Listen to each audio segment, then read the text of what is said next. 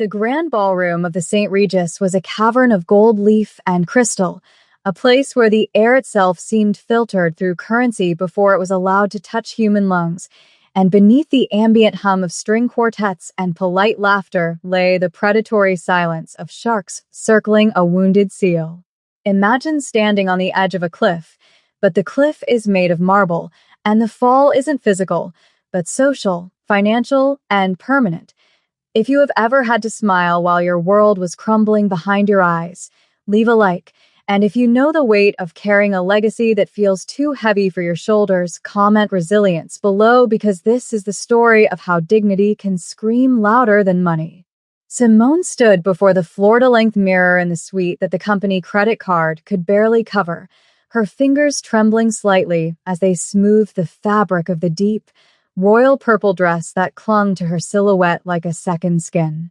It was sleeveless, exposing arms that felt too fragile to hold up the empire her father had left behind, the silk cascading down to the floor in a pool of violet darkness that contrasted sharply with the sterile, beige luxury of the hotel room. She looked the part of the billionaire heiress the tabloids claimed she was: poised, sculptural, the epitome of modern royalty. But the reflection lied. The bank notification on her phone, currently face down on the mahogany vanity, told the truth. A negative balance that made her chest tighten with a suffocating, bone-deep panic. Coffee first. Always coffee first. But there was no coffee, only the bitter taste of anxiety. She wasn't just here to be seen. She was here to beg, though they called it securing capital in these circles. The legacy of the monolithic tech firm her father built was hanging by a thread, dismantled by bad investments and corporate vultures who smelled blood in the water the moment the funeral flowers wilted.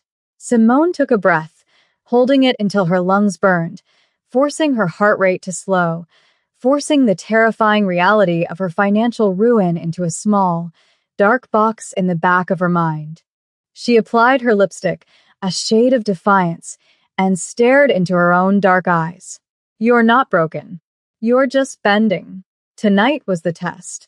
Tonight, she had to walk into the lion's den, wearing purple silk like armor, and convince the very men trying to destroy her that she was untouchable. The sensory assault of the gala was immediate and overwhelming, a tidal wave of clinking crystal, overpowering floral arrangements that smelled of funeral parlors, and the heavy, cloying scent of expensive cologne mixed with the metallic tang of ambition. The lights were too bright, illuminating every pore, every flaw, demanding perfection from those who walked the plush crimson carpet. Simone moved through the crowd with a practiced grace, her head high, her gait fluid, but inside, she was screaming. Every hand that reached out to shake hers felt cold, every smile felt like a baring of teeth, and the whispers that trailed in her wake were like little daggers finding the chinks in her armor. She was the ice queen to them, the failing daughter, the diversity higher in her own family tree. She grabbed a flute of champagne from a passing tray, not to drink, but to have something to hold, a prop to keep her hands from betraying her nervousness. The room was a sea of black tuxedos and glittering gowns, a mesmerizing display of wealth that felt grotesque when she knew she had to choose between paying the legal retainers or the property tax on the estate next month. Then she saw him, Preston, the man who represented everything wrong with this world. He stood near the center of the room, holding court, his laugh too loud, his teeth too white, surrounded by sycophants who laughed on cue. Preston was the one leading the hostile takeover, the one who had called her sweetheart in the boardroom and suggested she sell the company for scraps and go on a permanent vacation. He spotted her, his eyes narrowing into slits of amusement, raising his glass in a mock toast that felt like a slap across the face from across the room. The air grew thinner. The walls of the ballroom, adorned with frescoes of triumphant gods, seemed to lean in, judging her. She could feel the financial countdown ticking in her head, the numbers scrolling down, the looming deadline of the quarter end. She wasn't an heiress tonight. She was a gladiator with a dull sword, stepping into the arena against a man with a machine gun, and the only thing keeping her upright was the terrifying, beautiful stubbornness of a daughter protecting her father's name. The noise became a physical weight, pressing down on her clavicles, so Simone slipped away, seeking the sanctuary of the terrace, where the cool night air promised a momentary truce with her anxiety. The heavy glass doors muffled the cacophony of the gala, reducing the orchestra to a dull thrum, and she walked to the stone balustrade, gripping the rough, cold surface until her knuckles turned the color of ivory. The city sprawled out below her, a grid of electricity and indifference, millions of lights representing millions of lives that didn't care about stock prices or board votes. It was beautiful and lonely. The view is better when you don't look down, a voice said, deep, resonant, and calm, startling her not with volume, but with its proximity. She turned sharply, her purple dress swirling around her ankles, to find a man standing in the shadows of a large potted olive tree. He was Korean, dressed in a tuxedo that fit him with a lethal precision, the fabric absorbing the light rather than reflecting it. He held a tumbler of amber liquid, his posture relaxed but carrying an underlying tension, like a coiled spring or a resting tiger. This was Jun-ho. He didn't look like the other men inside. There was no desperation in his eyes, no hunger for approval, only a stillness that felt dangerous and safe all at once. He wasn't looking at her dress or her jewelry. He was looking at her hands, the way she gripped the stone. "I prefer looking up," Simone replied, her voice steady despite the adrenaline spiking in her veins. "Looking down reminds you of how far you can fall." Jun-ho swirled his drink, the ice clinking softly, a sound far more pleasant than the brittle laughter inside. "Falling is inevitable," he said, stepping into the sliver of moonlight, revealing a face of sharp angles and eyes that held a dark, ancient intelligence. "It is the landing that matters." And you? "You look like someone who is tired of bracing for impact." It was a violation of social protocol, a stranger speaking so intimately to her, yet it was the most honest thing anyone had said to her in months. He didn't know her name, or perhaps he did, and didn't care about the titles attached to it. For a moment, amidst the scent of jasmine and city exhaust, Simone felt the heavy mantle of heiress slip, revealing the exhausted woman beneath. She couldn't stay on the balcony forever. The absence of the guest of honor would be noted, and weakness was blood in the water. With a nod of silent acknowledgement to the stranger, whose dark eyes lingered on her with an unreadable expression, Simone returned to the suffocating brilliance of the ballroom. The dinner was being served, a parade of plates carrying food too artistic to be appetizing, portions so small they mocked the hunger of the staff serving them. Simone found her assigned seat at the head table, a placement intended to honor her, but which felt more like being placed in the stocks. To her right sat a senator's wife who spoke only of her horses. To her left, an empty chair that was soon filled by Preston, who had switched placards to torment her. The audacity was breathtaking.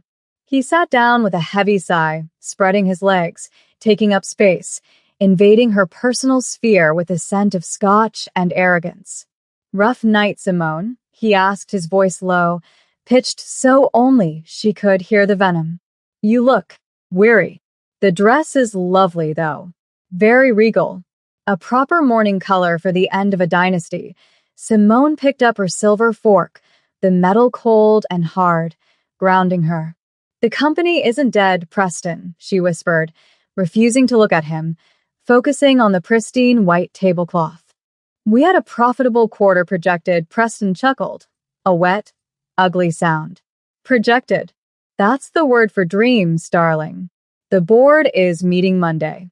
I have the votes. You're out. I'm going to chop up your daddy's legacy and sell it for parts. And you? You'll be just another pretty face on the charity circuit." The cruelty was bone deep. It wasn't business. It was domination. He wanted to see her break. He wanted tears. He wanted the public vindication of destroying the woman who dared to think she could play in the big leagues. Simone felt the tears pricking the back of her eyes, hot and humiliating, but she swallowed them down, turning them into a hard, cold knot in her stomach.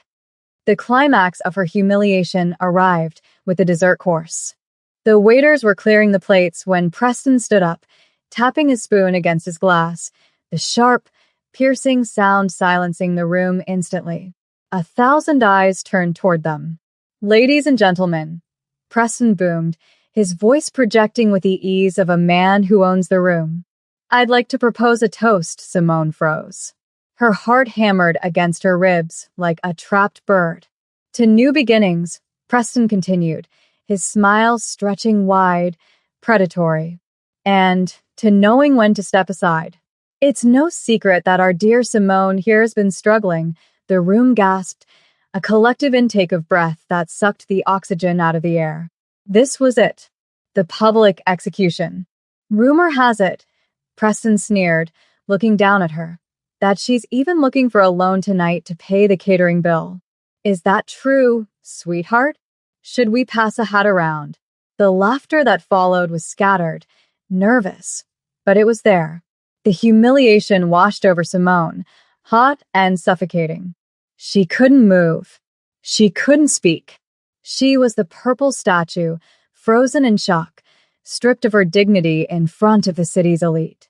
Preston reached for a bottle of red wine on the table, feigning a stumble, and the dark liquid sloshed out, splashing onto the pristine tablecloth and splattering the hem of her dress. "Oops," he said, devoid of apology. "Clumsy me. Looks like you're stained, Simone." Permanently, the silence that followed was absolute. Simone stared at the red stains spreading on the purple silk, a visual representation of her bleeding heart. She was alone. Truly, utterly alone. Then, the heavy double doors at the back of the room swung open with a definitive thud. The rhythm of the room shifted. A temperature drop. Walking down the center aisle, ignoring the gasps, moving with the terrifying calm of a storm front, was the man from the balcony. Jonah. He didn't look at the crowd. He didn't look at Preston. His eyes were locked on Simone, and for the first time that night, the air in the room didn't feel like it belonged to the billionaires. It belonged to him. The silence that Junho commanded was not the silence of a library or a church. It was the silence of a predator entering a clearing, where every lesser creature instinctively freezes to avoid detection.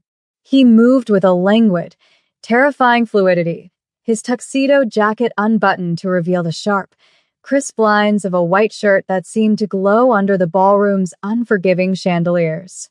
He did not rush. A man who owns time has no need to run. Simone watched him approach, her breath caught in a painful hitch within her throat, her heart pounding a frantic rhythm against the silk of her ruined dress. Preston, emboldened by the alcohol and the adrenaline of his cruelty, sneered, though the expression faltered at the edges as Junho stepped into his personal space. The air temperature seemed to drop 10 degrees. Junho didn't look at Preston's face. He looked at the wine stain on Simone's dress, his expression shifting from impassive to something darker, a simmering protectiveness that felt like a physical caress from across the distance. "I believe," Junho said, his voice a low baritone that vibrated through the floorboards, carrying effortlessly to the back of the room without him ever raising it, "that you have something that belongs to me." Preston laughed, a nervous, barking sound. "And who are you? The valet? Did I block your car?" The insult hung in the air, heavy and stupid. Junho finally lifted his gaze to meet Preston's, and the effect was instant. Preston took a half step back, his survival instinct finally overriding his arrogance. "I am the man who just bought the debt you are holding over her head," Junho said, his tone conversational, as if discussing the weather. He reached into his inner pocket. Preston flinched and pulled out a pristine white handkerchief. He turned his back on Preston completely, dismissing him as one dismisses a gnat, and faced Simone. "Turn around," he whispered softly. Simone obeyed, mesmerized, and he began to gently dab at the wine stain on her dress, his knuckles grazing her hip, sending electric shocks through her numbness. The intimacy of the act, A man kneeling to clean a woman's dress in the middle of a ballroom was more scandalous than any shout. He stood up, placing a hand on the small of her back, a brand of possession and support. He looked at the room, his eyes sweeping over the gawking elites. "She's with me," he declared, the words simple, final, and absolute. "And anyone who wishes to disrespect her will answer to the K-Corp Syndicate." The name hit the room like a bomb. Glasses stopped midair, whispers died. He wasn't just wealthy, he was the power that the wealthy feared. The walk from the ballroom to the hotel entrance was a blur of adrenaline and sensory overload, a tunnel vision where the only reality was the heat of Junho's hand on her lower back, guiding her, shielding her from the prying eyes that were now filled with fear rather than judgment. They burst out into the cool night air, the humidity of the city wrapping around them like a wet blanket, but it felt cleaner than the conditioned air inside. A sleek, black sedan idled at the curb, its windows tinted to an abysmal darkness. The driver, a man with a scar running down his jaw, opened the door before they even reached it. Junho ushered her inside, the interior smelling of leather and cedar, a masculine sanctuary that felt miles away from her crumbling life. As the door thudded shut, sealing them in a cocoon of silence, the adrenaline crashed. Simone began to shake, a violent, uncontrollable trembling that started in her hands and seized her entire frame. The shame, the fear, the exhaustion of holding up the sky for so long, it all collapsed. She covered her face with her hands, trying to stifle the sob that clawed its way up her throat. She didn't want to cry in front of him, this dangerous stranger who had saved her, but she was shattered. Then, she felt it, a hesitant, gentle weight settling over her shoulders. Junho had removed his tuxedo jacket and draped it over her. He didn't speak immediately. He simply waited, allowing her the dignity of her breakdown. When her breathing finally hitched and slowed, he reached into a small cooler in the center console and produced a bottle of water, cracking the seal with a sharp snap. "Drink," he commanded, but the harshness was gone from his voice, replaced by a quiet solicitude. Simone took the bottle, her fingers brushing his. His skin was warm, calloused, working hands hidden in a billionaire suit. "Why?" she asked, her voice cracking, sounding small in the dark cabin. "Why did you do that?" "You don't even know me." Junho looked out the window at the passing city lights, the neon streaking across his angular features. "I know enough," he murmured. "I watched you on the balcony. You were holding onto that stone like it was the only thing keeping you from the earth. I know what it looks like when someone is fighting a war in their own head. And I despise bullies." He turned to her, his dark eyes locking onto hers, intense and searching. "And perhaps I wanted to know the woman who wears purple armor to a slaughter." The car didn't take her home. It took her to the skyline, specifically to a penthouse that looked down on the city from a vantage point only gods and gargoyles usually enjoyed. The elevator ride up was thick with a tension that was no longer fear, but a magnetic pull that made Simone's skin prickle. When the doors opened, the apartment was vast, minimalist, and bathed in the soft glow of floor lamps that highlighted heavy oak furniture and walls of glass. It was a fortress of solitude. Junho led her to a sprawling leather sofa and poured 2 glasses of amber liquid, a rare vintage whiskey that smelled of smoke and history. He sat opposite her, not too close, respecting her space, yet his presence filled the room. "We have work to do," he said, shifting from the savior to the strategist. "Preston thinks he has won because he humiliated you. He thinks you are emotional, weak. We will use that." Simone took a sip of the whiskey, the burn grounding her. "I have no capital, Junho. My accounts are frozen. The lawyers are circling." She felt the familiar shame rising, but he cut it off with a sharp gesture of his hand. "Money is just numbers," he scoffed. "Power is perception. I bought your debt tonight, yes. But I didn't do it to own you. I did it to partner with you." He leaned forward, his elbows resting on his knees, his face inches from hers. I have read your designs. The blueprints for the sustainable housing grid your father started? They are brilliant. You are not a figurehead, Simone. You are the architect. And I need an architect. The validation hit her harder than the rescue. For years, men had looked at her and seen a face, a dress, a diversity quota.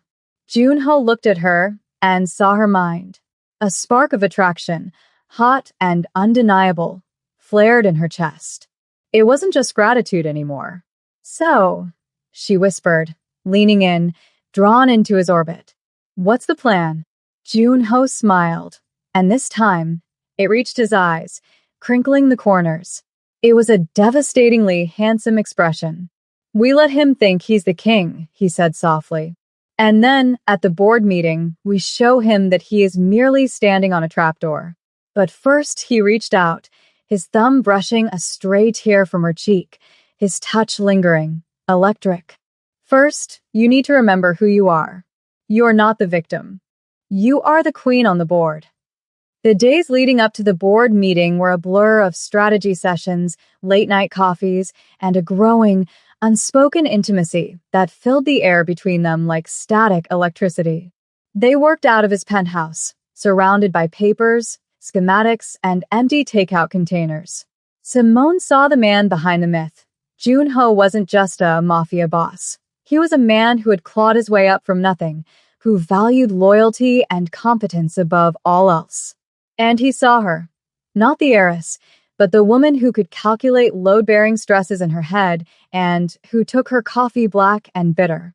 The morning of the meeting, the sky was a bruised purple, matching the mood of the impending confrontation. Simone dressed in a sharp, white suit this time. No more morning colors. She felt armored, not by silk, but by the confidence Junho had reignited in her. They arrived at her company's headquarters together. The whispers started the moment they walked into the lobby, but Simone didn't look down. She looked up. Ready? Junho asked as they stood before the heavy double doors of the boardroom. He didn't offer to go in for her. He offered to stand beside her. Ready, she said, and she meant it. They pushed the doors open. Preston was already sitting at the head of the table, his feet up on the mahogany, laughing with two other board members. The laughter died instantly. Simone. Preston sneered, though his eyes darted nervously to Junho. I thought you'd be crying in a spa somewhere. And you brought your bodyguard. Simone walked to the head of the table, her movements precise. She didn't sit. She stood over Preston. Get out of my chair, she said, her voice clear and ringing. Preston blinked. Excuse me? The vote is in an hour. You're finished. Junho stepped forward, placing a thick leather folder on the table with a heavy thud. The vote has been cancelled, Junho said calmly. As the new majority shareholder of the holding company that owns your debt, Preston, I have restructured the board. You're no longer on it. The silence was absolute. Preston scrambled for the folder, flipping through pages, his face draining of color until he looked like wet dough. This is illegal, he stammered. This is a hostile takeover. Simone leaned down, her face inches from his, mirroring the intimidation he had tried to use on her. No, Preston, she smiled, cold and sharp. It's just business. Now get out. You're staining the upholstery. 2 years later, the echo of that night still resonated, but the frequency had changed from anxiety to peace. It was morning, and the light streaming into the renovated loft was golden and thick with dust motes dancing in the air. The view from the floor-to-ceiling windows was still the city, but it no longer looked like a monster waiting to swallow her. It looked like a canvas she was helping to paint.